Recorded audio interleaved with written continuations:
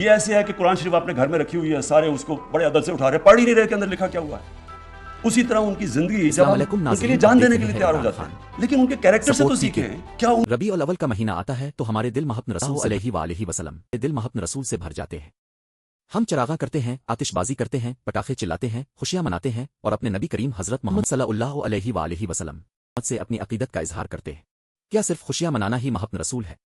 اگر کوئی شخص کہے کہ میں ایک انتہائی قیمتی کتاب کی حفاظت کر رہا ہوں، اسے خوبصورت غلاف میں لپیٹ کر الماری میں محفوظ کر دیا ہے لیکن کبھی اسے کھول کر پڑھتا ہی نہیں، تو اسے کیسے معلوم ہوگا کہ اس کتاب کے اندر کیا لکھا ہے؟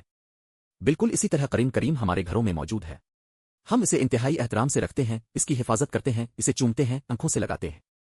لیکن اصل سوال یہ ہے، کیا ہم قرآن کو صرف محفوظ کر رہے ہیں یا اسے کھول کر پڑھ بھی رہے ہیں؟ کیا ہم جانتے ہیں کہ اللہ تعالیٰ نے ہمیں کیا حکم دیا؟ کیا ہم جانتے ہیں کہ ہمارے پیارے نبی نے اپنی زندگی میں ہمیں کیا سکھایا؟ رسول اللہ سے محبت صرف زبان سے محبت کا دعویٰ کرنے کا نام نہیں، بلکہ آپ کی سنت اخلاق، سچائی، عدل، رحم اور کردار کو اپنی زندگی میں اپنانے کا نام بھی ہے۔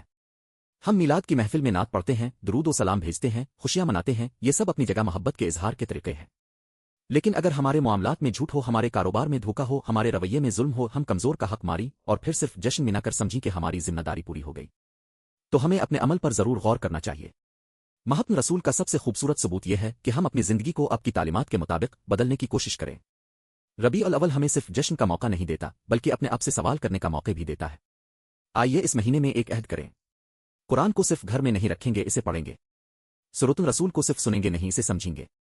اور محبت رسول کو صرف الفاظ تک محدود نہیں رکھیں گے بلکہ اپنے کردار اور اعمال میں بھی دکھانے کی کوشش کریں گے۔ کیونکہ اصل کامیابی صرف یہ نہیں کہ ہم کہیں کہ ہمیں رسول اللہ سے محبت ہے، اصل کامیابی یہ ہے کہ ہماری زندگی بھی اس محبت کی گواہی دے۔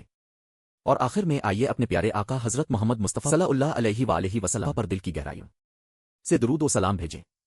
اللہ ہمیں اپنے محبوب نبی حضرت محمد صلی اللہ علیہ وآلہ وسلم کی سچی محبت عطا فرما، آپ کی سنت پر چلنے کی توفیق عطا فرما اور ہمارے دلوں کو قرآن و سنت کی روشنی سے منور فرما۔ صلی اللہ علیہ وآلہ وسلم۔ اب بھی دل سے ایک مرتبہ درود شریف پڑھیں۔